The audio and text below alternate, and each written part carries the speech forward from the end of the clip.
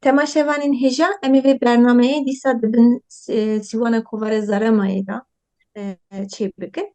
Îro ez û Feryat Say me xwest ku em hev re sohbetekî bigerînin. Sohbeta me ya bi gelemperî mijara feminîzm, tevgera jinan li Bakurê Kurdistanê be.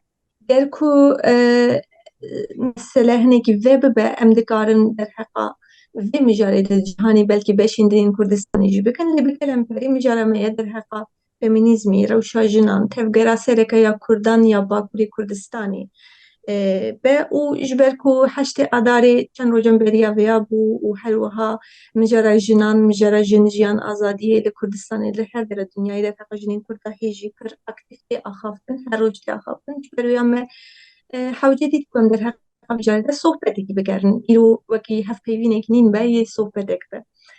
Belê, ez dixwazim bi pirsekî ve em bi dest pê bikin da ku sohbeta me xweş bigere Ferdiye xan. Wekî tê zanîn di nav cemaeta Bakurî da gelek caran tê zanîn wekî nivîskarek, wekî wergekî tu wergeleka jin her wiha nivîskareka jin tu hev li siyaseta sereke ya Bakurê Kurdistanê nabînî. Lê wek em dizanin ku ev siyaseta jî dibêje ku partiya jinan e. û dibêje ku siyaseta me siyaseta jinan e. Madem ku em jin in û madem ku em Kurd in û madem ku problemeka me heye, pirsgirêkeka me heye û hemberî vê problemê hewl didin ku tiştekî bikin. Ez dixwazim tu carek ev persîva vêya hewl bidî ku bidî. Gelo tu ji ber çi netev li vê tevgera jinan ya Bakurê Kurdistan? Pir spas dikim Rojda. Divê navê de em berî heştê Adarê axivî bûn. Aras me xwestibam vê bername berî heştê Adarê çê bikin. Belê rast e. û wek müdaxeleyekê rojeva heştê Adarê bikin lê ew pêk nehat. Lê ez bawer dikim pir jî ferq nake zêde ne girîng e ha piştî ha berî heştê Adarê ha piştî heştê Adarê ji ber ku ev mesela jina her tim di rojevê de ye. Ew rojeva wê gev nabe. Rast tu pir rast dibêjî yani tevgereke me siyasî heye ku çil sale Bakurê Kurdistanê domîne kiriye û ev tevger herî zêde xwe bijinan didin naskirin û dervê Kurdistanê jî bêtir bi aktivîzma bi aktifbûna an çalakbûna jinan tê naskirin. û tê gotin ku tevgereke pir zindî a jinan heye. û ev peyva tevgerê pir tê bikaranîn. Ya berêberê ez vê peyva tevgerê dixwazim problematîze bikim. İtiraza min ji vê tevgera jinan re heye. Dema mirov dibêjî tevgera jinan tiştekî wisa tê bîra min ji ber ku gelek mînakên din ên netewên din jî hayam jî heye tevgera jinan çawa feminîzma wan çawa geş bûye çawa pêş ve çûye tevgera jinan çawa geş bûye hayam ji wan jî heye. Loma ez nikarim vê çalakbûna an jinan a siyaseta me de wek tevgerekê binav bikim. Ji ber ku ev ne tevgereke organîk e, jinan ev jinên Kurd ev tevger nedanî dest pê kirin. Wek bi daxwazê jina, bi fikra jina veya dest pê nekiriye. Çawa dest pê kiriye?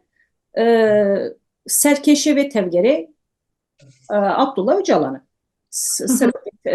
Rêxistina PKK Abdullah Öcalan e. Yani ev tevgera jinan ku ew qas tê pîrozkirin û ew qas reklamê wê tê kirin fikra vê tevgerê ji mêrekî derketî. Pêşî îtiraza min li wê ye. Yani tevgereke jina ku fikrê wê ji mêrekî derketibe ew çarçoveya wê fikrî, çarçoveya pratika wê mêrekî danîbe îtiraza min ji wer heye wek jinekê. Awa gotineke din yani ev tevgereke Jacoben e ji jor ve hatiye ferskirin ser jinê Kurda û êkî kirî jî mêre. Nek Jacobinezmeke ji aliyê jinekê hatiye ya jî komeke jin hatiye kirin. Veya mêrekî li ser jinê Kurd fers kiriye. Ez vê navberê de dixwazim pirseka wiha bikim ji ber ku yani bi spontane dema ku tu daxivî ev pirsa te bîra min. Me gote ku tevgera Kurdên yani tevgera Bakurî siyaseta sereke hema bêje ku 3 salî zêdetir e xwe bi rêxistin kiriye û awayekî pir xurt jî berdewam kiriye hê jî dike. Di navbera van 40 salan de em dikarin herîkên behsa 40 navên jin bikin ku şehîd bûne bi awayekî ser navê wan stran çêkirine, helbest gotine, pirtûk nivîsandine, ancî navê wan wekî alekê rakirine. Lê dema ku ez difikirim ya biraz belkî yani zanîna min kêm be ji ber ku ez meseleya dîrokê da û pir nebaş min jî lê yani bi çilan zêdetir navên şehîdan ez dikarim bêjim.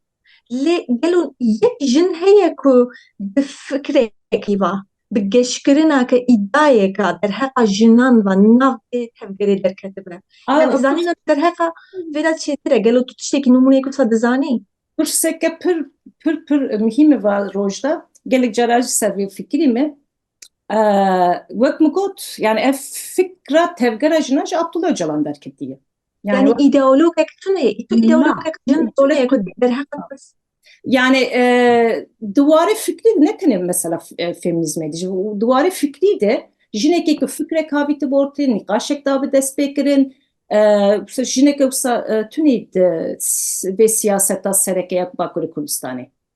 O îro tu dema jinên di nav vê tevgerê de çalakin tu li wan guhdarî dikin hemû behsa rêbera po dikin. Rêber apo, serok apo hemû di nav çarçoveya ku wî danîye dûr didipeyve. Wê demê Fehrî xan çi ferq dimîne navber çi ferq dimîne navbera mesela ku ez bêjim ez bir ku jinek nav vê tevgerê de ancî ez wekî pêş bîra te di dîroka İslamê de ji her dibêjim ku yekem kesên ku piştgirî dan Hezretî Mihemed jin bûn.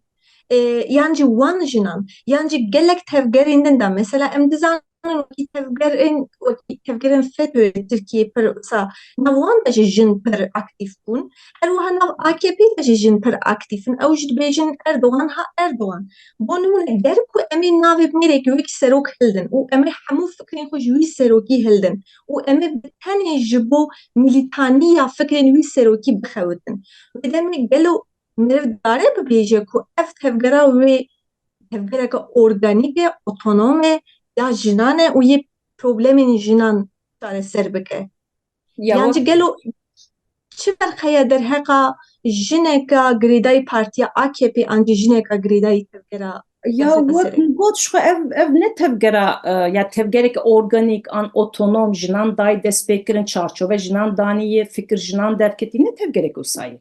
Yek a du da ev çarçove bi xwe problemek e. Ew çarçove ji ku derket. Yani PKK herîz kêm 40 salî pir aktif e. Beriya wê jî dê 40 salî herkes bawekî aktif e nas dike.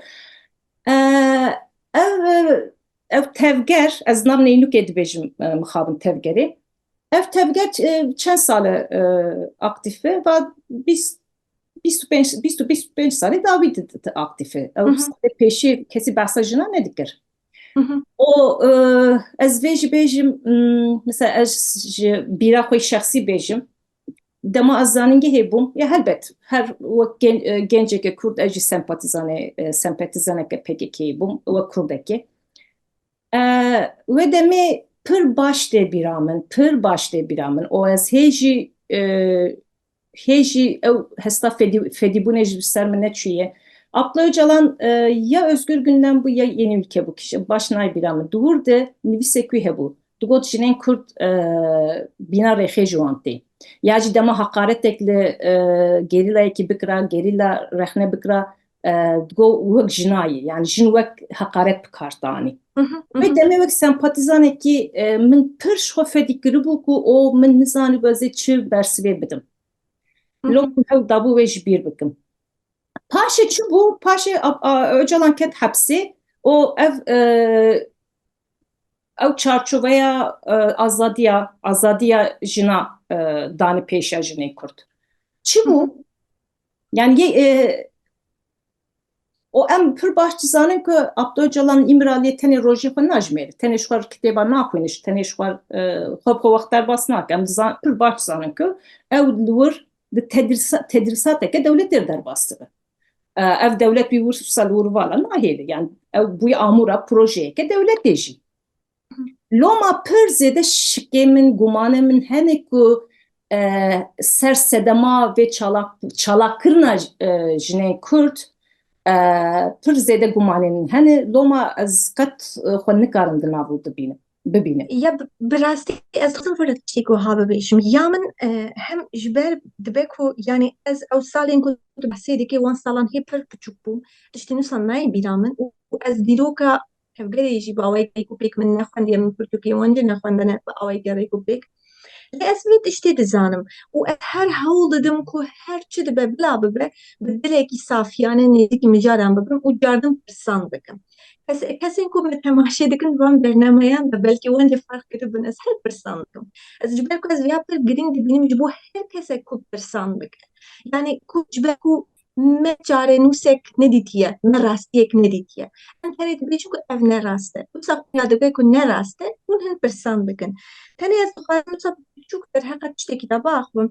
Ev meseleya tevgera jinan jinên Kurd. Dema ku ez hatim li Avrupayê televizyona jinan ya ku partiya sereke ava kirine Cin TV'ye ji me re gotin ku ji kerema hawlên biaxivin. Ez bi wan re rûniştim û me biaxav derheqa mijarê de ew demê min dixwast bi rastî ez bi awayekî rêk û pêk ev meseleya jîneolojiyê bizanibim çi ye. Çima nabêjin feminîzm dibêjin jîneolojî?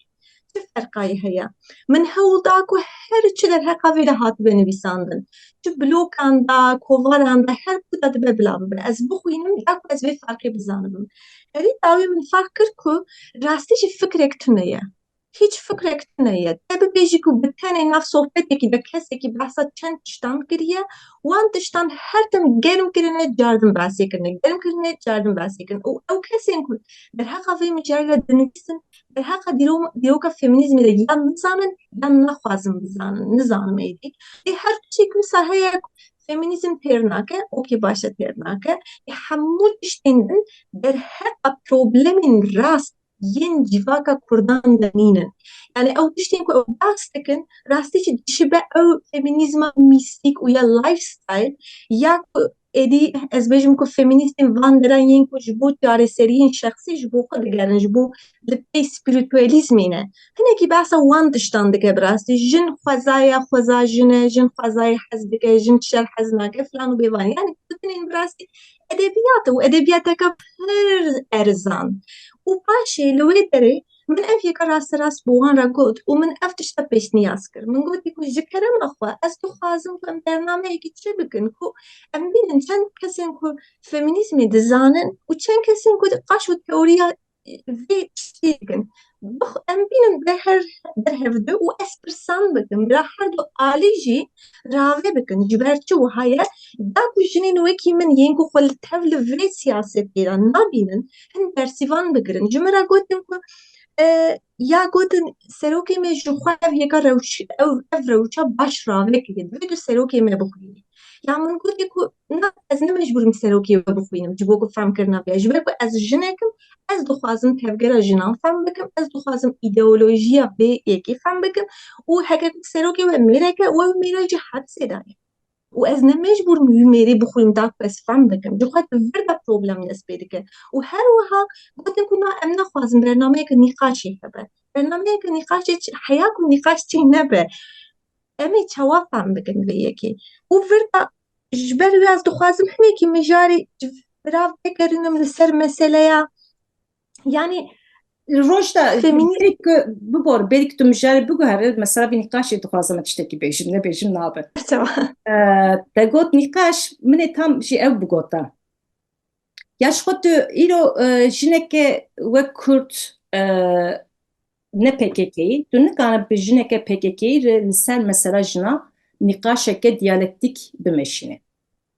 Em beyan nikanin bikin. Ji ber ku em çawa yani ez û em ê çawa nîqaş bikin. Em li gor dîroka feminîzmê, li gor rewşa xwe wek jinên Kurd, jinên Kurdistanê em ê ser vê re bixwazin nîqaş bikin ne wisa. Na, evet gor çi nikaş bikin? Rêber apo ji wan re çi gotiye? Çi çarçove daniye? Çi têgehdaniye? Ji bo pratika wan çi rê nîşanî wan daye? Ew ê li gor wê biaxive. Loma ew nabe nîqaşeke diyalektik. Em ê ser dawê bi hev re şer bikin. Yani ya jî ew li wir wek siya rêber apo wê li wir xuya bin. Asıl divê em bi rêber bixwe bi rêberê wan bixwe re divê em bikarin ancak nîqaş bikin. Em bi wan nikan nîqaş bikin. Çünkü ew bi aqlê xwe nafikirin, ew bi aqlê xwe tev nagerin. Loma ev gotina tevgerê bi min pir antipatik û pir şaş tê, pir manipülatif tê. Ew bi aqlê xwe tev nagerin. Bi fikrê xwe tev nagerin. Loma بله mirov ser vê jî pir jî ısrar neke ji bo nîqaşê. O pir tiştekî rast gotine her apo önceden bixwîne. Yani çünkü fikir neyê wan ki? Pir rast gotine. Dürüst gotine yani.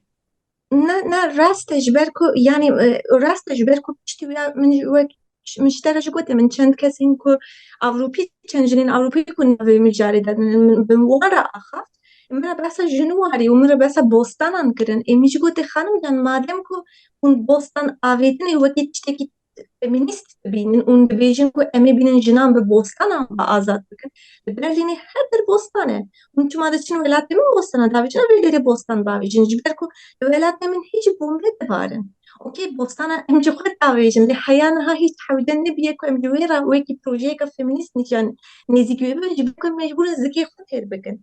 Jiber ez dixwazim mijari bigu herinim. Dayke mej Dema ku bostan em diçandin. dibe Dayke mej hemû bostan diçandin. Yani hêj diçînin yani. بله لی دور چیک و هایه بوستان چیه بوستان آبوریه بوستان اکونومیه دما کو سینورین تتنبن تخونی غربی بپایزی دما کو دولتا تتنبن سازی دزگهین تتنبن تو بکوی تنی روزانه هیرکرنا زکی خود بکوی تنی بردرده بیا دیو هیتمی او مسئله این کو آزادی وک هوی وەک هێڤیا ژن و مەیران وەک هێڤیا هەموو زایەندên din nebikene jin û mêran jî ev yeka êdî wekî tiştekî talî dimîne bi rastî wekî tiştekî talî dimîne ji ber wê ez dixwazim wir min vê meseleyê rast e ez xwe jî bi rastî ji ber heman sedema nikarim wekî endamekî siyaseta sereke ya bakurî bibînim ji ber ku ew tiştê ku ew behs dikin ji bo min wisa tê wekî henekekî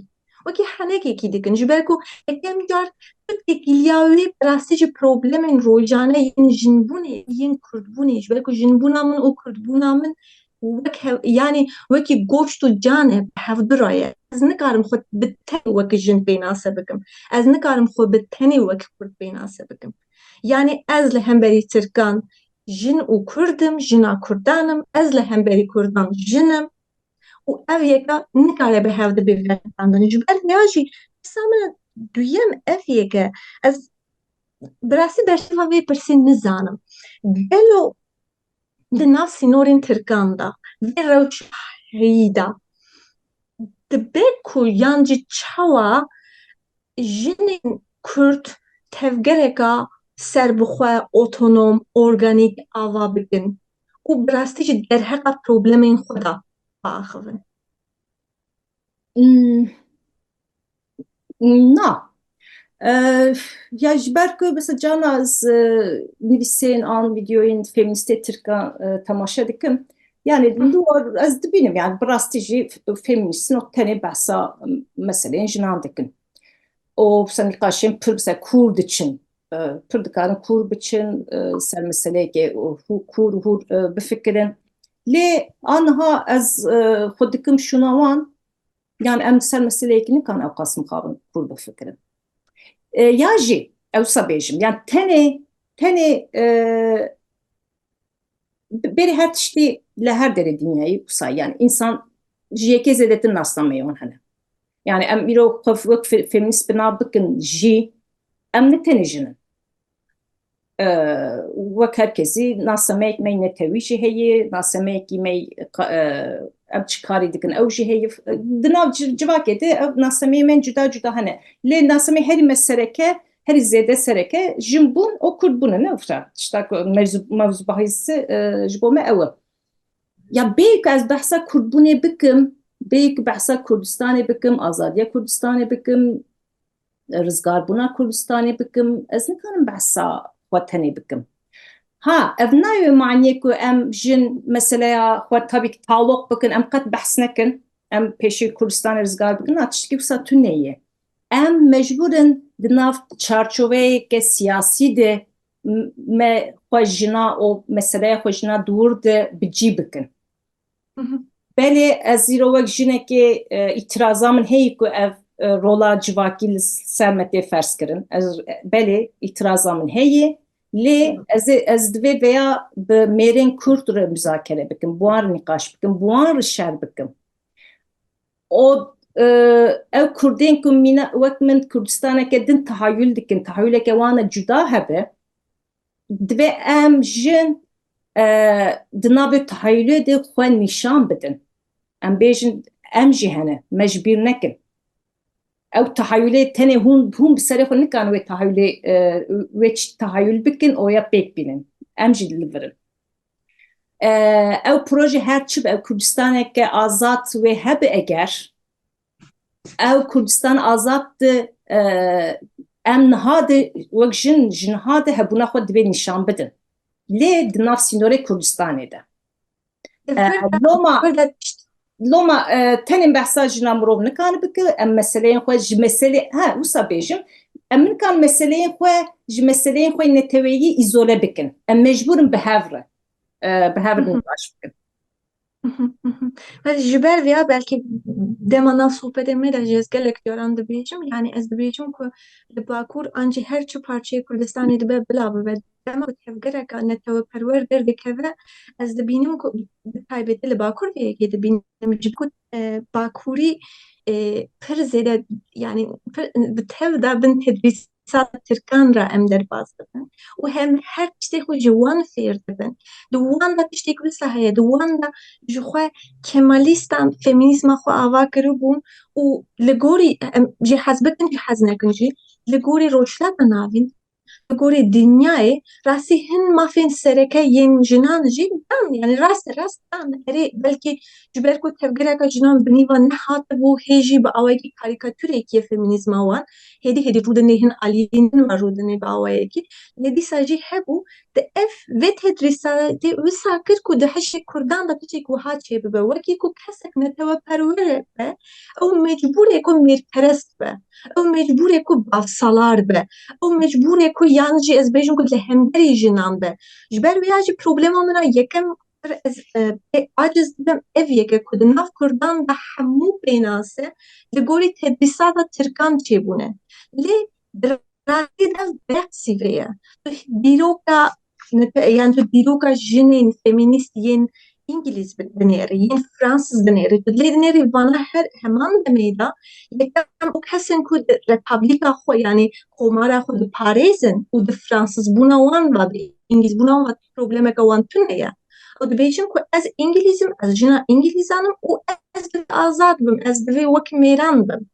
Ve deri da sağlam seknine her waha de tirfanda bonumune جنین کمالیست دلم پری خوکی فمینیست همان دمیده جبناسه دکن لیچما ده کردان ده دما کو جنه که کرد باسا پروبلما نتو پروریه دیگه ناف کردان ده هر دو آلیجی bir refleksi nişan dedin. Yani kesin endamın siyasete sereke ya bakurici wana pinase yaka jinbuniya den jukhara çekirene de goruya bereva için o her diza o visa hevledin nişan bedin jinbunu hamut işte ereni yinku jinbuni va gredan o jumale wana o juwan derketiye beriya wan hiç işte kül sattın ebiye jukhara aliye hemberi wan qaşo رخنه وان که او مسئله نتو پروری نکیتینه زمین جی هر دزانه که رولا وان و که رولا بلکجین ترکانه yani division bugün خوشکی وان division bugün جنین وان division بن دستی وان دا آلیکاره وان آلیکاره وان یه division بکنه خوش بو کاری خو کار نکن از ویاد خوازم هنگی ام باخون چوام رو دکاره براستی چی ناف کردستانی تا او تایبت باکوری کردستانی مسئله اف جنبونی و فمینیست بونی و نتو پرور بونی ایدی به مروفی مر اشرافه بگه اک مر ببیجه که جخواه هر نتو پرورک حیا کن نبه يعني نبه جن باريس نبه وك هفي باريس هكا كو اف جیواکا با آوائي ديموكراتيك ناف خدا نه آوا کرن شو اف جیواکا نکاره پیش با بچه يعني خو او جیواکا نکاره پیش با بچه و ام مجبور هكا كو ام ولاتي حز دكن ام كردونا خو حز دكن ام د باريزن ام دخوازن كردستان هكذا اف كردستان دوي وك هفبه وديفيجن آزاد بن شابن دل شابن داكو اوجي وكي انام جواكي باوكي باش فونكسيون خو بتشبينن ايدي او فونكسيون وك شخص هر چبه ne fonksiyona jinbuni tiştekü sayıştığına ya. Evsa. Ev meseleye kapır genge bir fikra min. بله پیشی te behsa Kemalizmê kir ez biçekî gotina Keremke. ji derbasî Keremke. kirim. Ew feminîzma Kemalistan ji xwe te got rast e yani Atatürk li gor wê demê gor şertê wê demê mafên girîng dan. Lê paşê jî ew bêdeng kirin. Tevgera Bigma. ne ku tevgereke jina tune bû. Ji Osmanî tevgereke ji xwe Bel. heb yani ew Bel. şev vekirî bimaya ew gelek tişxwe wanî bi dest bixista. Lê Atatürk bi derbekê de jor ve gotin ev mafê we ye lê jinaha şûn jî hiş bin. O Bel. jinan wek hertin wek deyindarê xwe nîşanda. O bi rastî jî ev feministên Tirkaviya pir nîqaş dikin. Paşê ew jinên ku qaşo modern xuya dikirin, xwendin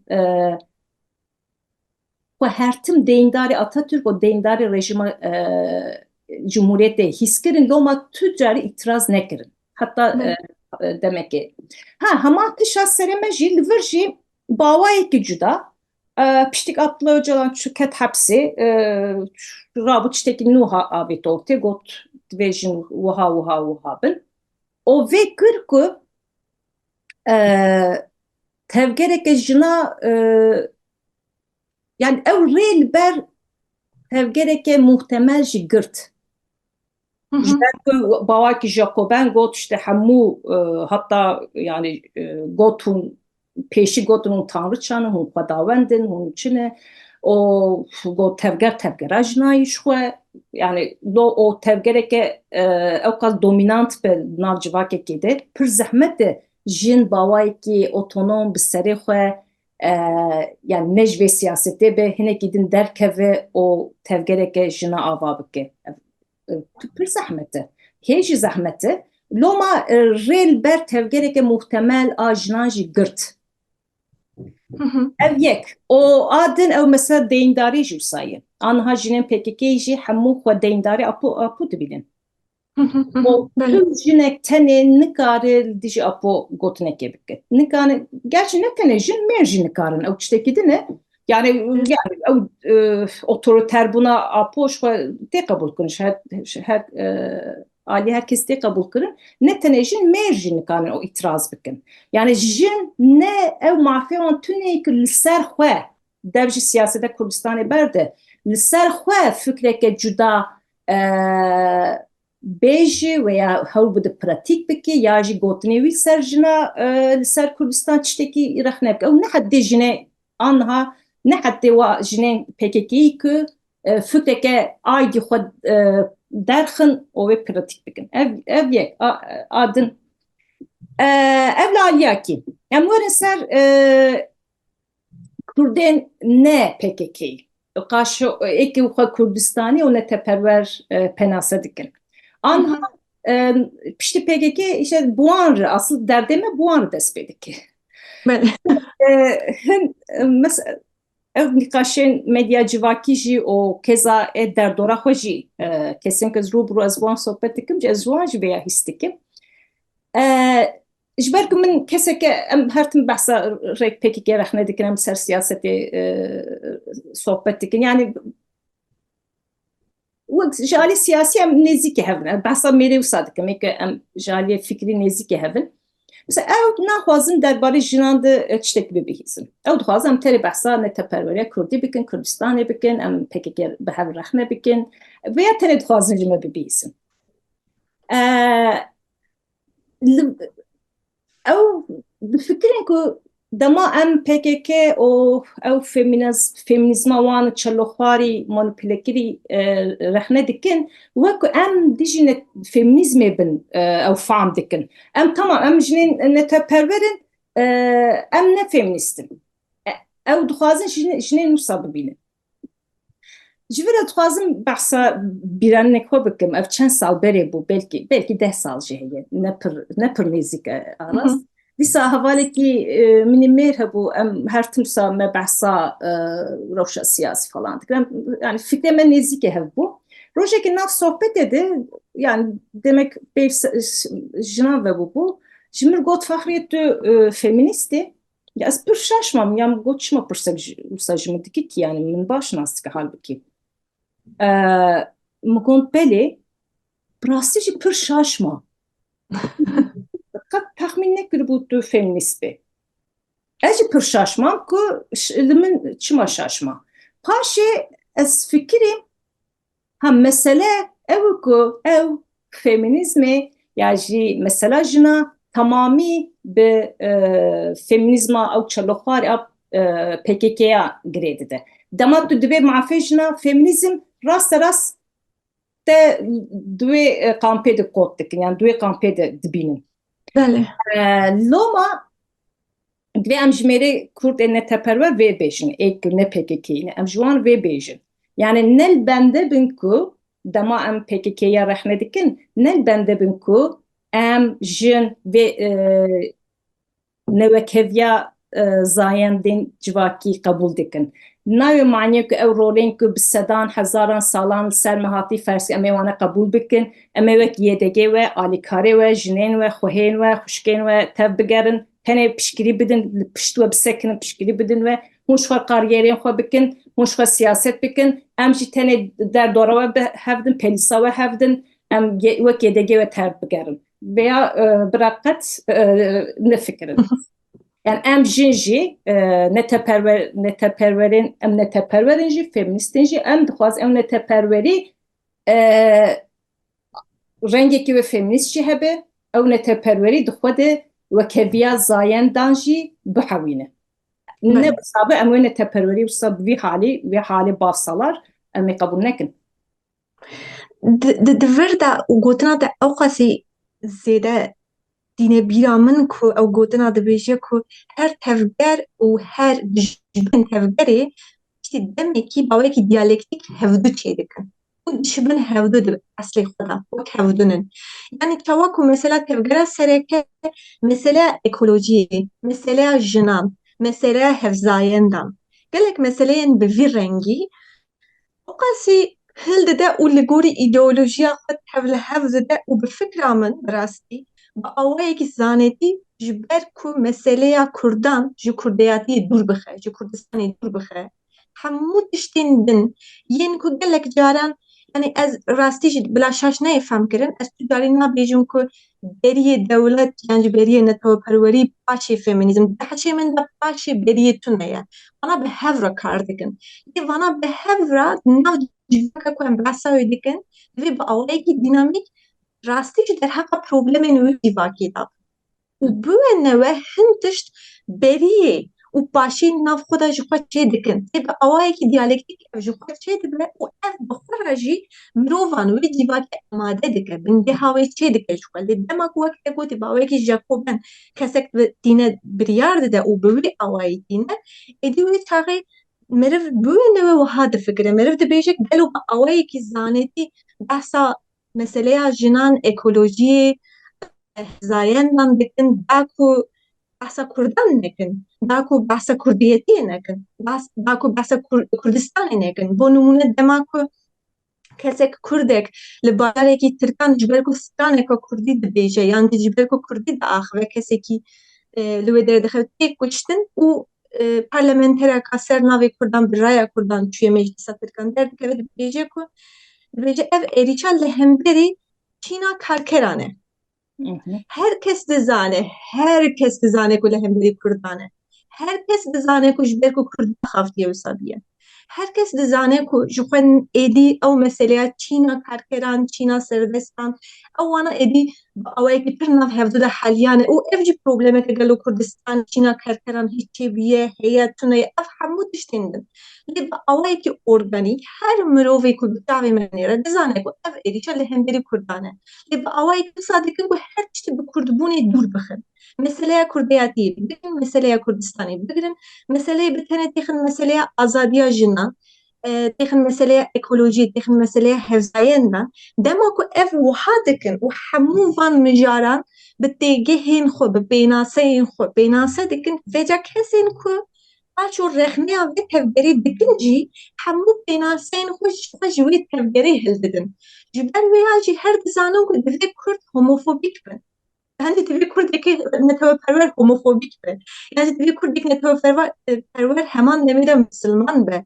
an oldar be lê nafikirin ku Kurdistan pir mezin Kurdistan gelekî ji ser vanan re ye Kurd yekem milletê ku belkî nav xwe ev qasêde komên cuda yên dînan yên olan dihewîne yani tu hemû nasnameya kurdiyatî li gor misilmanbûnê dayînê te wê çaxê Kurdên ne misilman têxi ku derê Kurdên êzîdî dayînê ku de yên yaristan yên ehlê hev yên Alewî têxi ku derê tu heke îdeyeka te ya wek Kurdistan hewe mecbûrî hemû olan têxî nebe û hemû kesên ku bêol û bêxwedî jî bihewînî nav xwe da dema ku tînin pênaseyên xwe ji tevgerê hildidin bi hemberî wê ya dibin wê tê jî gotin dema ku em jî heman rexneyan bi tevgera siyaseta sereke ya Kurdî dikin bêca wan da tiştê daxwazeka wisa heye okey tamam wê demê dev ji hemû tiştên xwe berdin warinê û bibin alîkarê min ev pir probleme ji ber vê ya ez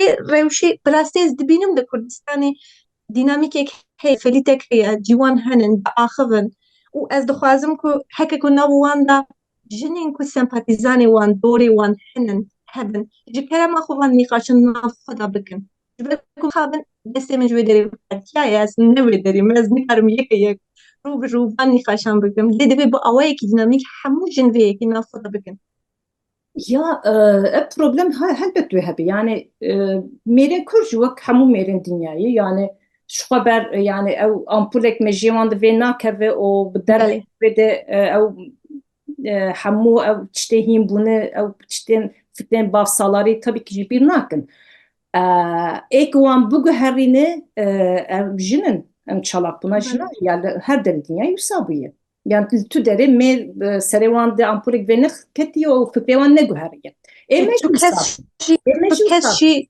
serweriya xwe hil nade bi destê xwe nade divê tu serweriyê ji zorî ji wan serweriya jî divê jin vê yekê bikin tabii yani mêrbûnî ro imtiyazek wan mêr imtiyazê wan pir mezin hin çima dev jî imtiyazê xwe berdin kî yani divê li wir em vegerin ser xwe em çi dikin em çiqa haş xwe ji mafê xwe hene divê em wêya dî nav xwe de biaxivin em çiqa çalak bin em çiqa hilberîner bin binivîsînin nîqaş bikin çalak bin di nav civakê de bixebitin ancak wisa ew jî dikarin yani mêr wisa diguher an civak bi giştî guhertin tiştekî wisayê yani guhertin pir nêzîkî ew çalakbûn guhertin girêdayî heve ya tenê bi gotinê jî nabe bi fikra jî nabe yani divê çalakiyek hebe fealîyetek hebe loma em ev kemasiyek me mezin evet tabii sedeme ve mirov dikare nîqaş bike sedeme em dîn aliyakî lê ev kemasiyek o tiştek aciliyetek me herî mezin jî ev e ku em jinên netewperwer feminîst feministên netewperwer an netewperwerên feminîst êdî çawa bina bike em divê dî rêxistinek me hebe êdî ev çawayî dibin nizanim lê ev nifşên nû an nihar radibin û piçekî ger ji statûkoya me navxweyî piçek îtirazan wan hebe fikrê wan hebe divê vêya bawayekî çalak xwe îfade bikin lê bi hev re ne ji hev belavela divê em bawayekî jinên ku nêzî hevin ji alî fikrî em werin ba hev û ew enerjiya xwe li ciyekî kom bikin êdî ev komele bi malper bi kovar bi çi be nizanim biryara vê jî divê em bi hev re bidin lê divê teqez êdî em jî dengê xwe bilind bikin bawayekî di nav civakê de. بله بله از سری سر به مسئله را وقت فکرم راستی یا فقری خان صحبتك خوش از سرم در حقیقت به مجرد مکلک جارن حیا سری سبی آخفتی هم دیکارن دردن حیا سری سبی با آخفت جبر ویا از خوازم از بینم منکی چارکوه یکی داینم داکویم بزن بنام چوا مدرس بکرم چوا حاتن جبر کبر آخفتنی مکلک جارن جبر تجربه مجی گرای مسئله باکور دبه بجا استمی سلوگان نو یا برلینی جن جیان آزادی Çima Berlînê çima Berlînê نه از بحنێکی دەبێژم بەرلینش بێرکۆ تەواهی پایتەختی ئەوروپای شتی مرنا ژینە ئامینەیە شتی کو ez bêjim ku hemû ew tevgerên yên Kurdan yên Îranîyan û gelek tevgerên jîna ev slogana bi awayekî bi hembîs kirin û pir hate ser zimên ştî demekî êdî min xwast zêde bi Almanî İngilîzî û Farsî bihîst û ji bîra min çû ku ew slogan bi rastî li Kurdistanê dema ku ez xwendekar bûm me jî pir davêt me jî pir digot bîra min çû bi rastî ji ber ya min gotê ku êdî ew slogan bi awayekî rêdayî Berlînê ji hişê min da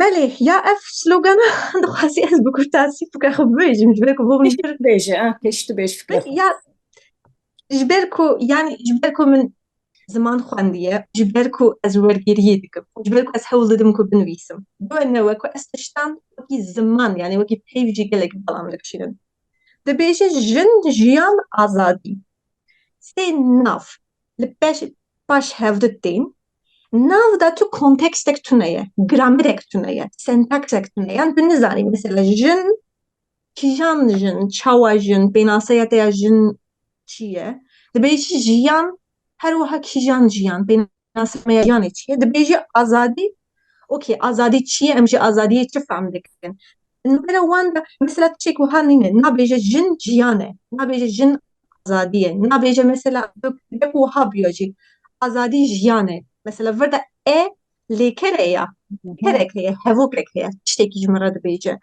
dema ku her kesî bi heman dengî jin jiyan azadî ev qasî zêde hilda û got û meseleya Kurdbûnê meseleya jinên Kurd meseleya tevgera Kurd meseleya jînayê jîna çima hate kuştin nasnameya oya Kurd nasnameya oya jin hemû ji vana dûr bi awayekî hemû her kesî yani ez bêjim ku kesên ku bi rastî derheqa mijarekî de meriv di hevokan bi hevdî re dike dibe ku meriv hevdî bikuje jî heman keleka hevdî sekin û ev sloganan avêtin demê ez fikrî min gotê ku demek dema ku sloganê da sentaks tune ve yani wate tune ve aslê xwe de yani tu sê hêvên amorf dîpey hevdî û vêya du care sed care bibêjî vê demê tu dikarî gelek deng derxî ji ber ku her kes tê digel te disekine ew ji wê dengî derdixe vê tu nikarî hîç tiştekî bibêjî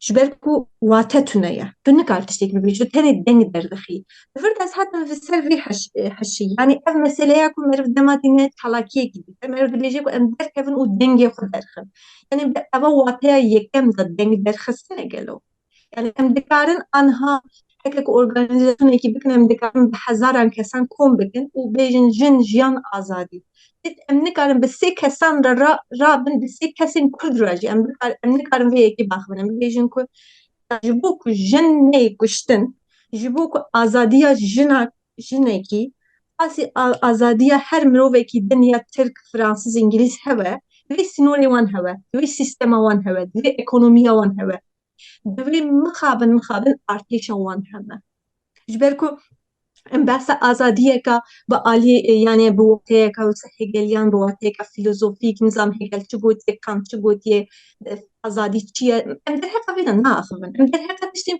ya em behsa azadiya Asayî dika şexsî nakin ne şexsî ye em belê yani ne tenê şexsî ji vê wateyê de em behsa azadiya filozofîk nakin em behsa azadiya ku jînê dikin zimanê xwe axaftinê dikin karkirinê dikin em behsa wê azadiyê dikin ku tu bêyî destûr ji mêrekî bigirî bikaribî ji deriyê mala xwe derkevî biçî nav sûkê em behsa vê azadiyê dikin em behsa wê jiyanê dikin ku dema tu diçî nav sûkê mêrek ji te re nebêje tu jineka xerabî pîsî ji ber ku tu derketî sûkê em behsa wê jiyanê dikin yani em behsa wê جیانی دکن که دولت نکار به بین ناو مالا من بکشه زارا من بکشه بس وی جیانی دکن و جن دما yani دما که سنتاکس کی دانلاینی دما که گرامر ek burada tüm ya pırden derdi hiç teki nabeş و تو ری نه هلی به یک وطنجی جبر ویا هر کو از وسم سلوگانی براسی به تواهی وکی سمبولا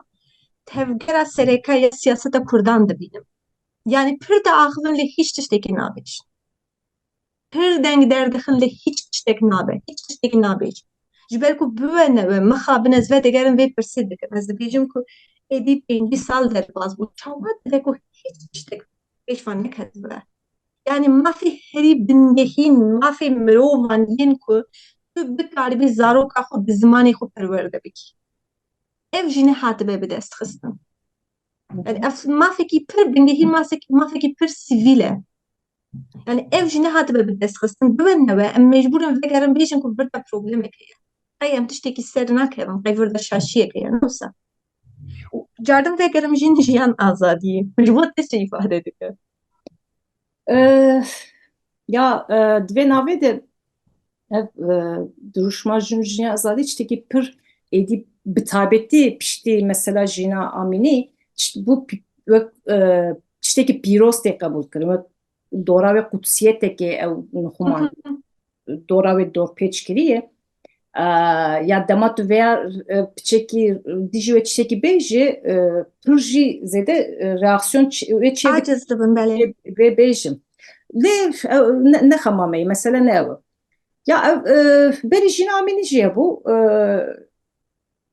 wallahi wê demê ji tu carlê xwedî derneketim ji ber ku wek jineke Kurd neteperwer vê slogan ji bo min tiştekî îfade nekir ev yek a du da piştî jîna Amînî li hemû dinyayê belav îja vê belavbûnê ew tabii ew çika û hêza wê jî zêdetir xurttir kir û êkê xwedî lê derdikevin ew ji xwe bêtir bawer jî kir yani ji xwe pir bawerin pir zêde razî ne ez vê belavbûna wê jî bi valabûna wê girê didim yani tiştek çiqas vala be Belê hemen. wek te negot sentaxek wê tune bi naverokek wê tune be ew qas zû belav dibe ya ew qas belavbûna wê ji xwe nîşana valabûna wê ye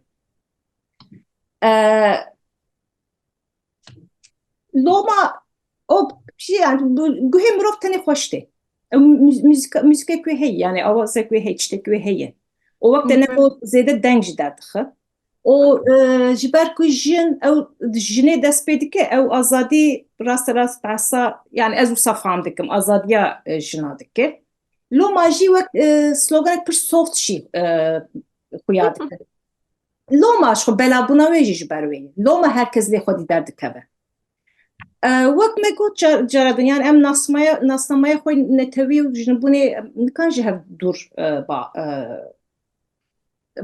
dûr bixin an ji hev îzole bikin o adin ya kes vê pirsê napirse tamam piştî jîna Amînî ew qas belav bû sloganek xurt bû heta bi qewlê wan işte qesra spî yani xaniyê spî Amerîkayê jî derbas bû ev slogan kes nabêje yani çi fêda wê ji me hat me çi jî bi dest xist yani tenê dîsa hinek hin derdora me dilê xwe xweş kir vayê işte tiştekî sloganek Kurdî hemû dinyayê belav bû tamam encam behsa encamê bikin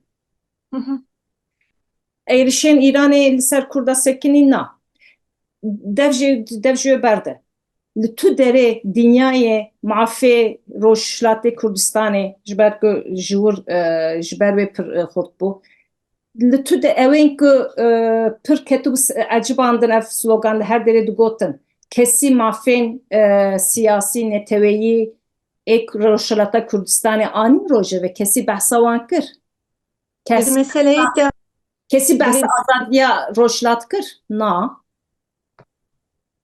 kesî behsa azadiya zimanê Kurdî kir na ya dema dibe azadî erê wek jin jî azadbûna min ji tê bîra me lê ez nikanim azadbûna welatê xwe netewaya xwe زمانê xwe hiç nefikirim. Berî her tiştî, yani berî bernameyê jî em peyivîn. Aniha em vê bernameyê bi Kurdî çêdikin. Muxatabê me Kurd in helbet. O em hêvî dikin piranî jî jinê Kurd me temaşe bikin. Lê em bi zimanê xwe dipeyivin. Çend muxatabên me gelo ji sedî çend wê bikarin vê bernameyê bixwazin jî wê temaşe bikin û fam bikin. Berê problemek me wisa heye. Em bi wexta zimanê xwe dipeyivîn jî em sed hesabî dikin. Ya çend kesê vê temaşe bikin wê fam bikin, fam nekin. Em vê hesabî dikin. O em hatta ji vê ditirsin ku belkî 10 sal şûnde ew derfet nemînî ku em sohbeteke wisa bi Kurdî jî bikin. Belkî ew derfetê me ji çênebe. Belkî ana 500,000 kes temaşe dike, belkî 10 sal şûnde ew qas kes jî temaşe neke. Ev endişeyem, em bêyî vê endişeya xwe çawa tên azadiya xwe jina bifikirin, wek jin azadiya xwe bifikirin. Loma ew jin jiyan azadî ji bo vê derdê min çi dibêje ji min re? O çi got? Salek zêde yê li hemû dinyayê belav bû. Ka çi hanî? O loma ji ber ku ew qas sloganek ew qas valayê an soft ew qas soft pir rehet farsa kir malê xwe. Ew tenê pir rehetiya farsan bû biborîne Ferdiye xanım veda tiştek pir biçûk dixwazim bibêjim ji ber ku dabeşbûna partiyên Kurda û siyaseta Kurda dema ku li Ewropaya min ev yeka bertavê gelek caran dît. Dema ku farsan hewil da ku vêya têxin wekî têxin vêya slogana xwe gelek Kurdên ku vê derê mezin bûne zimanê Almanî İngilîzî baş bikardînin ji ber siyaseta serekaya Bakuriya ne haya wan ji retorîka wan jî tune ye gotin na yekem gotin navê wê kolonyalîst bikarînin navê ne mahsayê navê jîna ye du gotin jin jiyan azadî Kurdan dîtiye slogana Kurdan e û Kurdî ye bi Farsî ji vê sloganê nebêjin wê demê partiya sereke siyaseta serekaya Kurdan gotin ku ev çoreşa jinan e. Yani gotin ku Kurdiyatî tevlî vê meselê nekin. Vê meselê wekî meseleyeka soft ya jinan, şoreça jinan e. Dîsan vê digerin dest pêkî. Dema tu dibêjî madem ku tu sefam dike ez ser fema te re cardim bibêjim. Azadiya jinan. Ew jin ê azadbûnê da mafê axaftina zimanê xwe tune ye. Temam bila tenê azadiya jinan be, temam meseleya Kurdbûnê aliyekî bikeve. Ez wekî jinek nikarim zimanê xwe biaxivim. Ez nikarim zaroka xwe bi zimanê xwe mezin bikim. Ez nikarim li welatê xwe zara xwe bişînim mektebê û zara min bi zimanê min mezin bibe. Ez nikarim navê qîza xwe dayînim jîna. Ez çima mecbûr dimînim navê qîza xwe dayînim jîna maxs. Ez çima mecbûrim ku navekî duyem hebe. Navekî Farsî xwe bikim. Ew tiştê tu nexema ew xwediyê ku wê sloganê xwedî derdikevin ew tiştê tu ev azadî nexema wan e. Wisa xuyayê. Em wisa ji pratika wan em vêya fam dikin. Belê. Min çi digot min gotina xwe ji bîr kir ne çi bigota? Bibore. Ya bibore vallahi kî çi dibêje bira bibêje wek jinekê jî eger duruşmek behsa Kurdistanê neke behsa Kurdan neke behsa mafê wanê bingehîn neke yani ew ji bo min çi pir tiştê îfade nake. Zaten ne wisa bûye eger. Piçekî naveroka wê de ku tiştekî ku Kurda Kurdistanê bînî bîra wan hebûye Fars ew qas rehet nedikin nikaribûn bikin malê xwe. Belê. Ew malê wan bû malê wan ew jî mesela bêxwedîbûnê ye. Dema di nav malbata neteweyên cîhanê cîhan ser stema neteweyên ava bûye. Di wê sistemê de ciyekî te tune be li ser wê dike ciyekî te ji tune be helbet wê ew ê dengê Farsan bêhtir bibihîzin. Helbet wê dengê te bi Kurdî nebihîzin. Tu hezar carî bibêjî Fars tenê carekê bibêje ew ê tabii ki bêtir li dinyayê belav bibe. Ev bixwe ev belav xwedî derketina Farisan bixwe nîşaneya sedemeke siyasî ye. Ev bixwe tiştekî pir polîtîk e. O adı ve ev slogan başı her derê belav bû xweş e baş e لێ di encamên de divan 2 salandı İranê çend cara êrişî Kurdistanê kir.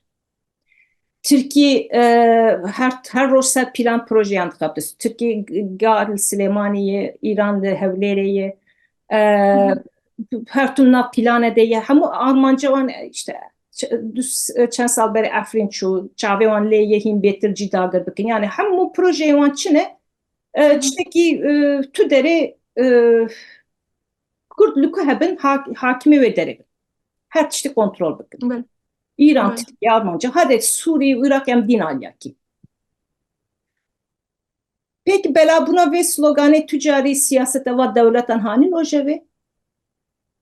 لا mesele ev e. Mesele tam ev e. Hemû mesele ev e.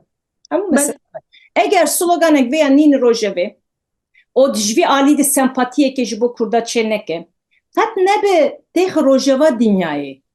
Hadi hûn nikarin bi Îranê, tamam, tekiliye ve hene, Tirkiyeyên stratejik, diplomatik hene, hûn nikarin bi Îranê Tirkiyeyê. Ya qet nebe va bahata rojeva dinyayê. Rojeva qaş azadî xwazên dinyayê, êk wekevî xwazên dinyayê, ew ê pêşverûyên dinyayê. Qet nebe têketa rojevan wan behsa mafê serweriya Kurdan bikirana. Kurd ser axa xwe kontrol bikin, ser axa xwe serwer bin. Ew jiyana xwe bi rêve bibin. Tiştê pir basît e. Biryarê derbarê jiyana xwe de Kurd bi xwe bidin. Tenê ev tu carî ket rojeva dinyayê, herî zana jî, herî xwende jî, herî azadîxwaz jî behsa vê ya kir? Na. Loma ji bo min tiştekî ifade nakin. بله بله ya da burada tabii ev tişta heye yekem carî ez difikirim dibêjim ku ew meseleya navtirkan da jî wisa ye. Navtirkan da jî dema ku Tirkek her tiştekî çi qasî rezîl ve an jî tiştekî çi qasî baş we. Bi awayekî bê rojeva dinyayê Tirk pir şad dibin. Dibêjin navê me her derê ye falan. Tabii dewleta wan heye, hêza wan heye li gorî xwe. Hewceya wan êdî van tiştan bi tenê ji bo ku ew egoya xwe na bin destî yani hinekî xweş bikin, dilê xwe xweş bikin bikartînin. Êmî jî ev refleksiyê me carna pir dişibin yên wan bi rastî. Pir zarokane ye. Tiştekî pir zarokane ye. Belê xuya dike ku Erzan. em civakeka civakeka çi qasî yani em belkî 6 saliya xwe de mane zanî bi awayekî travmayek çêbî û heşê me 6 saliya me de maye. Em tenê şad dibin, eş dibin, navê me ciyekî derbas dibe. Lê em fehm nakin ku ew derbasbûna nav ji me re çi tîne, lê çi bîne. Ya cî em vêya hiç nîqaş nakin gelo bi rastî jî tamam baş e bila navê me derbas bibe, bila me nas bikin. Dema ku ez zanîngehê de bûm ji gelek caran dilê me bi vî awayî xweş dikirin. Digotin ku hemû dinya Kurdan nas dikin. Ya yani bi rastî ne hemû dinyayê li gelek ciyan, gelek paytexên dinyayê geriyam. Gelek komên biçûk mezin yên feminîst ra jî têkiliya min têbûn, hevaltiyên min têbûn. Çûm hatin hema binêrek û qaşî wana kesên herî çavê wan vekiriye û haya wan hemû tevgeran heye. Kurdan yani nas nakin problema Kurdan nizanin. Hani dizanin ku belê Kurd jî hene, okey hene. Tu temam te heyî lê tu çi dikî bi vê hebûnê. Yek jî ev tiştan hêj nayê axaftin. Yani belkî slogan dest ji bo ku navê te bînin li ser rojevê baş bin kêrhatî bin. Lê heke binî da lobyeka te tune we. Planê projeyeka te derheqa te xwe da tune we.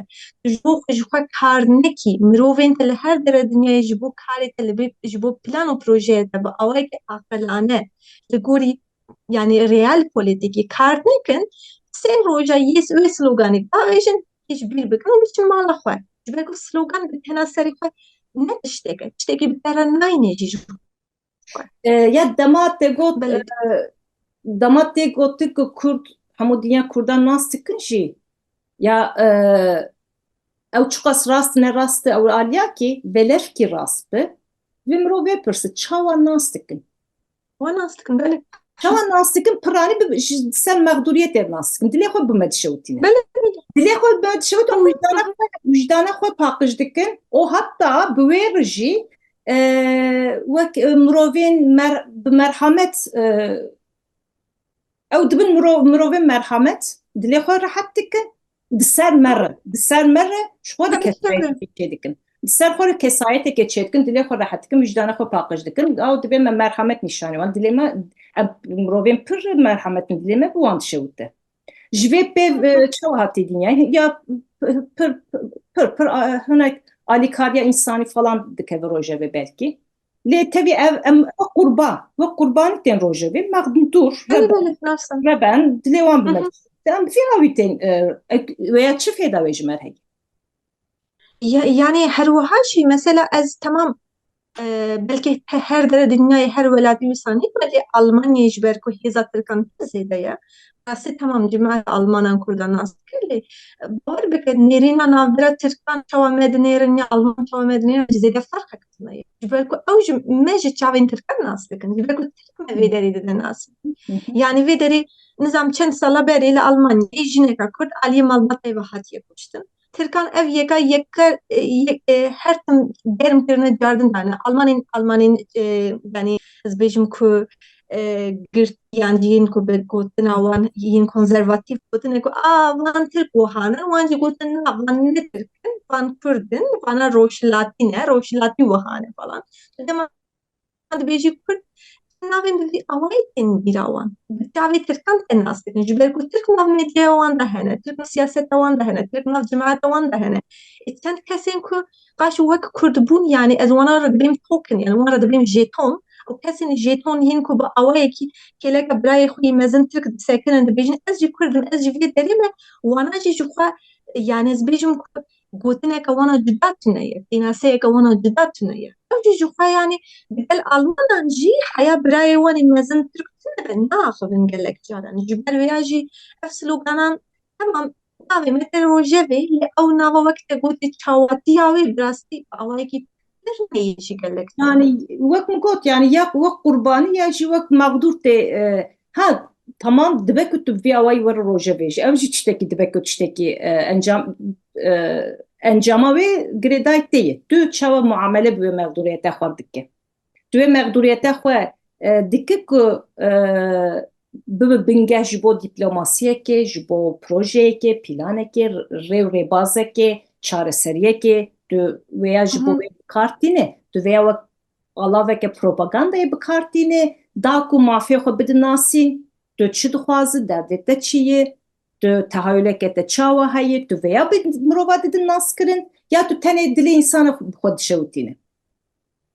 Wek te nego yani piştî ku dîplomasiya te tune, piştî ku projeyê te tune. Dev her tiştî berdi. Bi xwe te serê xwe di projeyê te bi xwe tune ye. Ev tune be. Ama hemû dinya biraz varî behsa me televizyona da ekrana da nîşan bidin em çixwe însanî rebenin. Ve tu fêda wê ji me tune ye. Kes behsa mafê me dikin nake. Ama mühim ew e. بله نه سری سد و سنه سری راسته و مخابن وهاية هبيت كما بأخافتني مهنيكي برسان چی بگن برسان بحوینن Evet.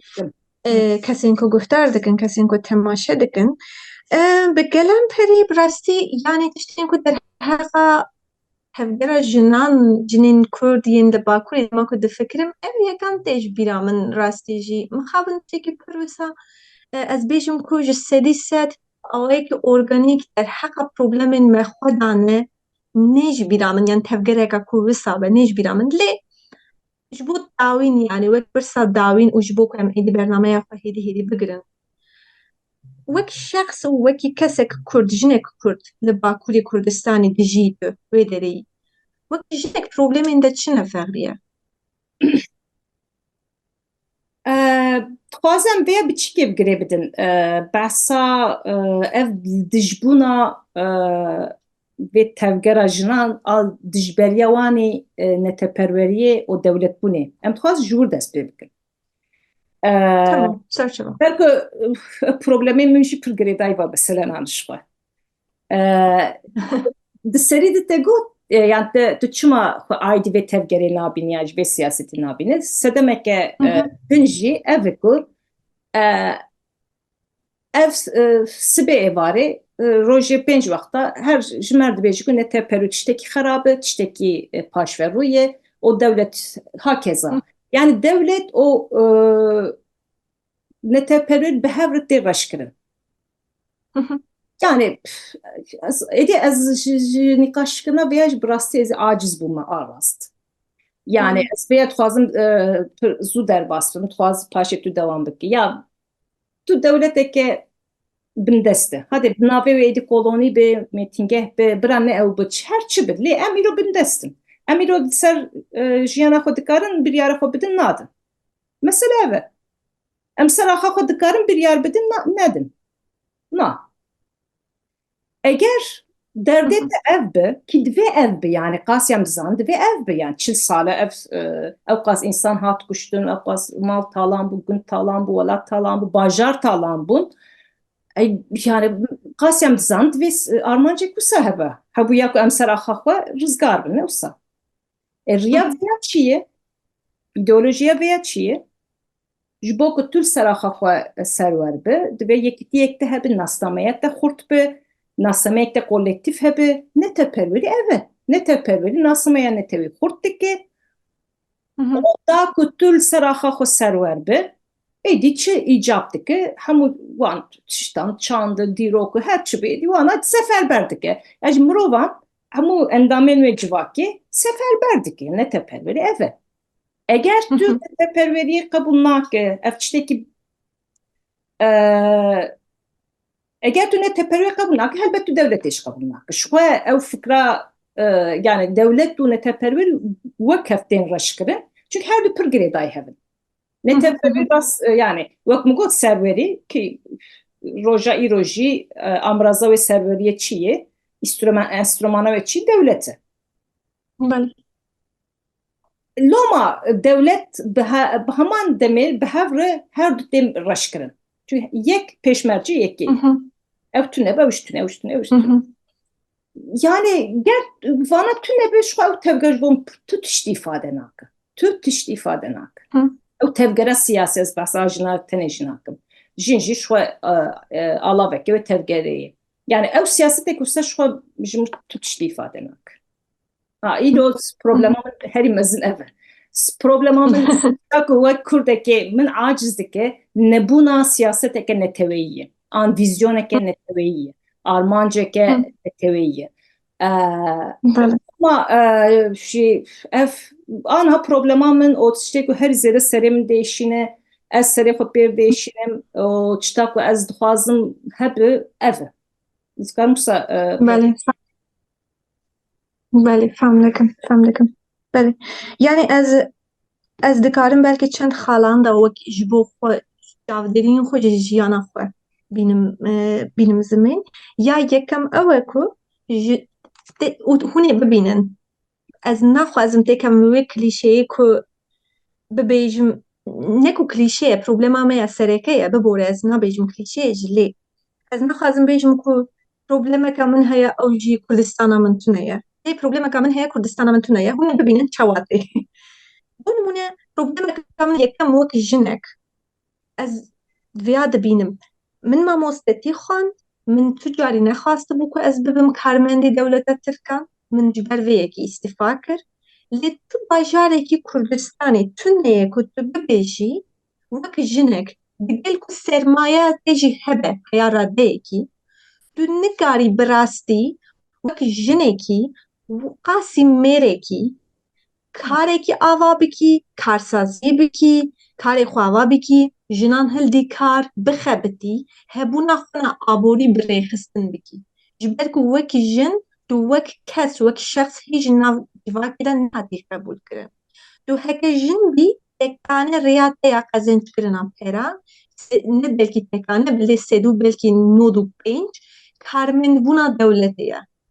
Lê ev sîstema dewletê xwe ye ji xwe dewlet ji bo ku mirovan kontrol bike û bike bin destê xwe her kesî hewl dide ku bike karmendê xwe bi taybet li Kurdistanê Kurdistana Bakurê Kurdistanê rastî dewlet rê nade ku endûstriyeke azad ya boriyeke azad çê bibe. Ji xwe tu piştikek yani piştî tu dikanê tu heya dikanek belkî bikaribî vê bikî. Dikan gelek caran mêr dikarin vê bikin. Jin dikanên xênî kuafêran bi rastî yani belkî tecrübeyam ne amede ne mêrdîne ne bajarên mezinin ez bajarên piçûk têm ez îdirê têm ez Qersê têm ez Bayîzdê têm min wan dire berçavê xwe dîtine bêyî ku tu kuafêrek ji bo jinan vekî tu nikarî dikanekî ji vekî wek jinekî bikena serê xwe ew ji we tiştekî edê û tê dîtin yani ne tiştekî asayî ye ne tiştekî normal e yani tu jin bî tu bixwazibî ku azad bî یەکەم تشتا ku azadî serxwebûnê çi ye ku aboriya te hebe ne wisa tu mecbûrî biçî têkevî bin destê dewletê tu mecbûrî ji bo dewletê bixebitî ev problemeka herî mezin e min heya niha nedîtiye bi rastî nav siyaseta Gemeriya Kurdan derheqa wê de zêde tiştek xeynî bostan Türk çareseriyê wan min nedîtiye dibêjin em bostanan bavêjin O ve navê duwe karmend ne mümkün duwe Kurdekî ve karmend bi helbet. belê belê Yani dema ku tu dibî karmend tu Kurdbûna xwe derdî Kurdbûn belê ve karmendî bi hev re nameşin. belê bi hev re nameşin belê rast e tu Kurdbûna xwe daydinî û diçî hindire deriyê dewletê û li wê derê dî karmend wek te gotê û ji ber ku bi fikra min ev ji bawekî yani dîne nav civakê tişt pir bandor dike ji ber ku mêr bêtir derfetê wan heye ku nebe karmend li dîsa jî aboriyeke wan hebe derfetên Kurdbûna civakîbûnê yani hem Kurdekî civakîbûnê ji bo mêran ji jinan zêdetir ez vek gelek caran ji mêran dibihîsî ku rexneyê jinan dikin dibêjin ku jin bêtir tirkî diaxivin jin bêtir ber televîzyonê Tirkan disekirin ez dibêjim ji ber ku Sûkiyê wene hûn diçin derva hûn futbol dilîzin bi hev re jin xeynî ku biçin mizgeftê yên temenê wan mezin yan jî biçin karmendiyê bikin her di malan de ne di malan de televizyona Tirkan heye xeynî ya tiştekî din tune ye ji xwe civakîbûneka jinan nav sûkan de nav civakê de tune ye rê û rêbazê wê nehatine danî ev problemeka duyem e û girêdayê aboriyê carî girêdayê serxwebûnê ye û ya din her wiha dîsa rexneyeka min li herî siyaseta gelemperî ya sereke ya Kurdan çil pênc sal e rêxistinek heye sedan hezaran belkî şehîd henin şehîdên jin henin gelek jin henin ku wek liheng û ev yeka zef min değişîne jînayê bigire heya Leyla Qasîm wê hemûyan jin heya ku nemrin û mirov yani gelemperî bisayin lê dimirî bi liheng lê dijî era Tirkiye ku jiyanek nayawakin tir bêriya te ve nakin heya ku tu nemirî tu nav yeka kêr hatî divê tu qet bimirî û vê halî vêya dibê vegerim ser gotina xwe ku nav civakê de Bu bora divê tu ya bimire ya jî tu îtaat bike. Ya tu îtaat bike belê tu tê derneca tu îtaatê rêber apo bike tu herkes îtaat dike zehmete nav hemû wan îtaatkaran de navê te wek lihengekî derkeve pêş yani ji ber ku îtaatkar sedanin dema ku tu dimirî navê te pêr jî tê tê bîkare anî ve cihekî te hey yani maqamek belê cihekî te heye rast e rast e lê tiştekî wiha heye vêyekê wisa ji ber ku rê nehatî dayîn ku nav civakê de bi awayekî rojane jinbûneka nû xwe ava bike êdî nav Kurdan de du cûrê jin çêbûye yek heval û ya din jî xwişk jin keç yani yan divê tu heval bî yan jî divê tu xwişka kesekî bî jina kesekî bî kêfa kesekî bî li navbera wan her sêkan de yani rêyeka sêyem tune ye ku tu tena serê xwe rojda bî tu tena serê xwe jinek bî texriye bî kesek bî û wekî ew şexs qebûl bikin ev derfeta hê jî tune ye ji ber wêya bo nimûne bajarekî wekî Bazîdê bo nimûne pir herkes bi pir şanaze ku gelek malbatan piştî ya xwe dane tevgerê gelek şehîd hene Kurdan wê derê êdî mixabin ne pir wisayelê pir bi piştgiriya kurdiyatiya xwe dikirin bajarekî wê derê jî dema ku tu wekî jinekî tu derdikevî sûkê ji te re dibêjin hocam ji ber ku xeynî jinên ku ji bo dewletê memûrtiyê dikin karmendiyê dikin jin nav sûkan nagerin yan jî tu wan re Kurdî biaxivî yekser ji te re dibêjin heval ji ber ku jinbûneka sîvîla rojane ya normal asayî çê nebûye jin wek esnaf tune ye jin wekî karmendê şarêdariyê ku sûkan paqij dike tune ye jin wekî kesek ku tîne siyasetê dike û nav mirovan de fikra xwe dibêje carna dibe ku ew jina radibe di partiyê re dibêje ku na hûn vê meseleyê şaş dikin dîsa jî dikare li wir bimîne û fikra xwe bibêje tune ye yani jinbûna sîvîl çê nebûye ji ber wêya jî ez difikirim gelek caran dema feminîstên cîhanê behsê dikin dibêjin ku em bi vê ji bo heman karî heman diravî qezenc bikin destpêxî qezenc bikin divê di nav cemaetê de tu carî mêr gotina me nebirin divê mêr li ser me mansplaining nekin wiha nekin wiha nekin ez carna bin vê vextê dikenim ez dibêjim divê ez bikaribim derkevim sûkê û mêrek li pey min fîtefît neke yani azadiya jina Kurdan hîç vê astê daye yani ez wekî mamosteyekî xwendekarî min keçin çanda 15 salî ji min re digotin mamoste em nikarim biçin dersxanê nav rêyê de fîtefît dikin li pey me yani em vê astê dane û ew tevgerek ku îda ew e ku tevgera jina ye îda ew e ku nav mirovan de nav civakê de hatiye birêxistin kirin ev qas tiştên piçûkên rojane mixabin çareser nebûne yani gelek bi sedan tiştenin ku bi vî awayî mêrî bikire bijmêre ez ji bo ku vê çarçoveyê çê bikim min çend nimûne dan û wekî tê dîtin jî heya ku bingeheka aboriya azad tune we û heta ku jin wek mirov nikaribe parçeyekî civakê be ji xwe hemû gotinên din tenê sloganan yani hemû jin xweza ye xweza jin e jin nizam tanrıçane jinan her tiştî ji zikê xwe derdixin nizam çû vana hemû edebiyateke pir erzan in yani û di nav jiyana rojane de tu hatiya vêya tune ye divê em derheqa çi de baxivin zanî çima nav sûkên Kurdistanê de jinek bi tenê wek jinek nikare bimeş problem ev e Ya ev jî probleme lê ez ji vê wek te nego ez çima dema karmendim ez mecburum kurbûna xwe li malê bihêlim. Ev jî belê belê yani belê bana ji belê ne durin. O tiştekî din hebû roj da ev mesela malbatê. O tiştekî wisa nav vê tevgera jinan de wisa fikrek rûniştî ku kî devê xwe vedike dibêje malbat tiştekî pir paşverû ye. Yani wek tu eger tu feminîst bê tu yani tu jineke jin bibira tu jineke take kes be divê tu dijî malbatê be. Fikrekê wisa rûniştî ye. û her çi ev fikir xurttir dibe. belê Dixwazim ser vê meselê jî biaxivin. ya devir de tişek wiha heye Ferya Xan yani îsa heman tişta ku em ji beran hildin û van ji berana her du bare dikin û em tu carî pirsan lê nakin bo nimûne dibêje ku malbat xerab e ya yani tevahiya dinyayê de niha sîstema ku hatiye çêbûye de facto heye malbat bûne mirov wek malbat xwe birêxistin dikin û bi hev re dijîn belê bi awayekî sîstematîk dematolêdinê rêxistin çê dibe problemên rêxistina hene problemên vê rêxistinê pir zêde ne belê rast e ku ji salên şêsî de bi taybet li Ewropayê dema ku ew şoreşa zayendê dest pê kiribû di wan deran gelek tişt hatin axaftin û ji wê derê heya niha jî meseleya malbatbûnê bi awayên cuda cuda mirov yan tevgeranekî dane lêgerînekî dane hewl didin ku cûreyên cuda yên ku bi hev re bûnê bibînin Malbat jî ne statik ya malbat çi qasî guherî di nav sed salê Dawît çi qasî guherî.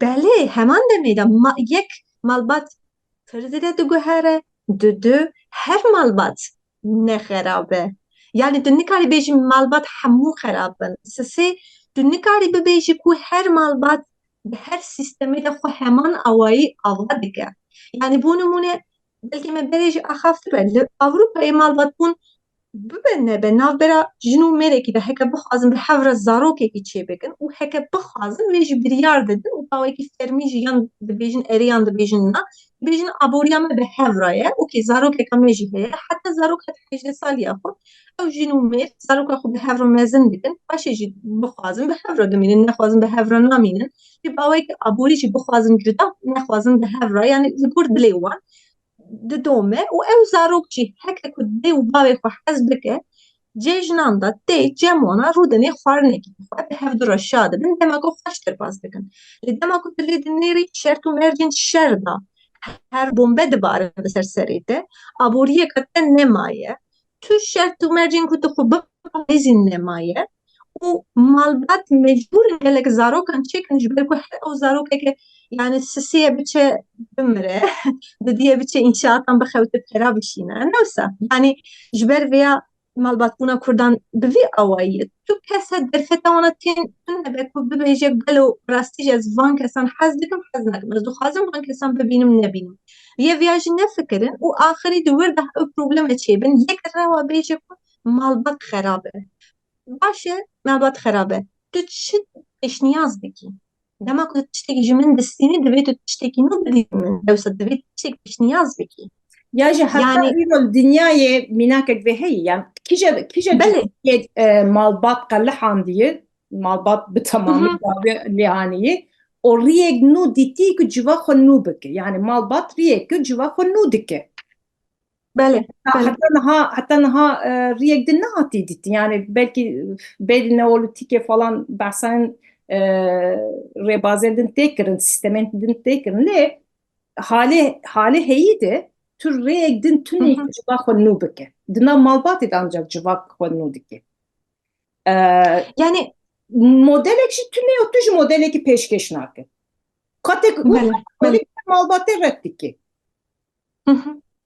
peki yani malbat bi tamamî fonksiyonê xwe da kirî na wek me got malbat fonksiyonek wê nû kirina civakê ye wekî din pir nekevin nav mesela malbatê Ya parastina şahsî parastina aborî yani îro ro li Kurdistanê dema ku ciwanek dixwaze biçe zanîngehê bixwîne ya heke ku malbat piştgirî nede dikare îro ro dema ku keçek dixwaze ku jiyanek çikura tena serê xwe ava bike heke ku malbat ne ku rasteng bike malbat piştgiriyê nede çima dewletek wisa sîstemek wisa sosyal heye ku her şexs bê ku bibe parçeyê tevgere yani sistemeka din saziyeka din bi tenê serê xwe bikaribe bi rastî jî jiyana xwe bi rêxistin bike û bijî çima ev sîstema sosyal heye yani herkes mecburî herkesî ye di nav malbatê de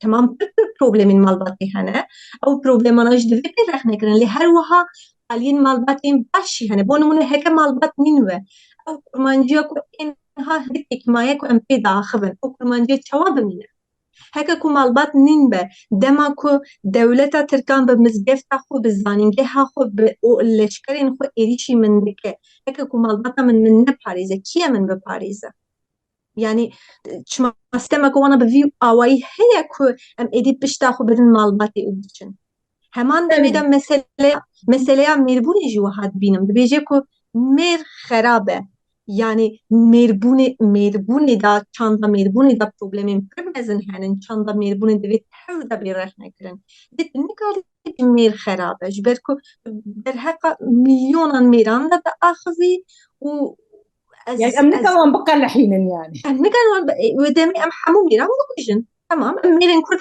hemû bikujin em ê tene serê xwe çi bikin tiştê wisa dibe yancî ez dikarim gelo bi awayekî kategorîk bêjim ku em mêran red dikin mêr parçeyekî civakê heye yani tu nikarî sedî pêncî civakê red bikî tu dikarî ancak ew çanda mêrbûnê rex nebikî lê heman demê de ya ji çareyên bihevrebûnê bigerin belê belê lê baştir bijî belê lê ez te re balatê bikişînim ser tiştekî hiç bîram naçe ji ber ku baş ez fikirî min xwe sererast kir dema îşî de êrişî şengalê kiribû nêv ji bîra min bi rastî kî eva nivîsandibû lê ser Twitterê kesekî wisa di tevgera siyasî ya Bakurî da bilind astayî bilind gotibû ku roj roja namûsê ye divê em biçin û namûsa xwe rizgar bikin gotibû ew pir zora min çûbû ji ber ku wî wekî min hişmendiyeka pir femînîst û pir ciwan ve bertek dabû min gotibû hûn çawa dikarin jinên Kurdîn êzî wekî namûsa xwe binasir em çima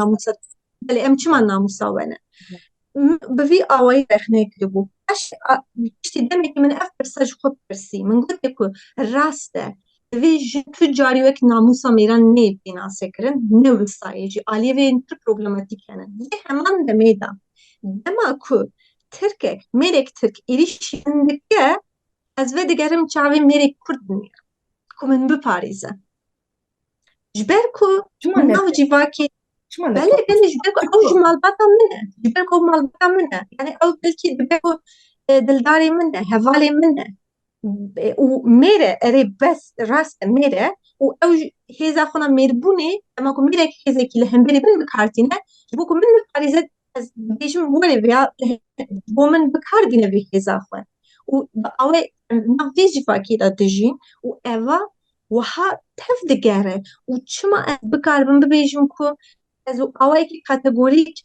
میران رد دکم انجی همو میران رد دکم و دمی از نکارم میری ترک رد بکم جدر که دولت دولتاویه سیستم سیستماویه دستی من نانگیجم میری ترک و دمی از وی دگرم هر رخنه حوالی خود برای خود باوی خود دکم یا جو خود دولتا ترکشی ایریشی وان دکه İşte ahirap tu bavê xwe red dike, birê xwe red dike, mêrê xwe red dike, hevalê xwe red dike, tu diçe itaatî serokê rêxistinekê dike. Yani اره او جو خود علیه کدن او جو خود neyse ez vê jî bêjim nebêjim nabe.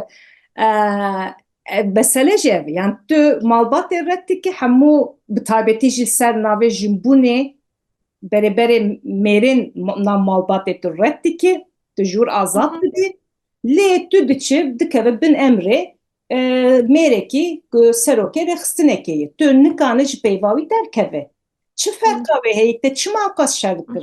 دور داتش دوی بلکه هری داوین بگوتن که مثلا یا که جمع گلک جاران تو دزانی مثلا تشت فکر ناین آخافتر شخص دین آخافتن یعنی جی از بیجم که یعنی تیگه کاورم ناین آخافتن کس هروها نافتین آخافتن هروها یعنی مثلا من ندید که با آوایی که ریکو پیک براستی جی رخنه چند میربونی هات بکره yani mirtiçiye mesela bavsalarıçiye xwe çawa birêxistin kiriye nav civakê de nav zimên de nav hişmendiya me de nav awayê ku em difikirin de vêya çawa bandor kiriye û çawa meriv dikare vêya yani cardin ji nûva destpêka vesaz bike meriv dikare vê yekê çawa cardin vesaz bike vêya naaxivin li yekser tiştên bi vî rengî dibêjin mêr xerab e malbat xerab e dewlet xerab e لي هم كذا بتشبكن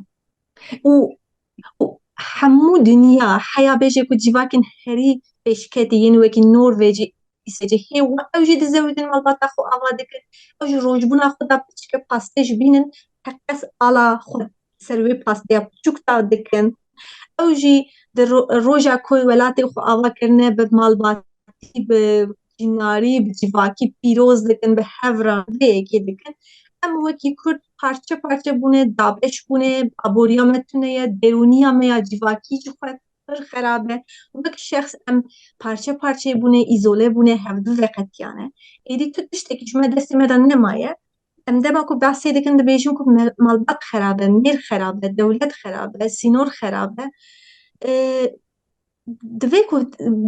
دوی ام خوب بپرسن ای امی چه بکن O ate tiştekî wisa jî heye.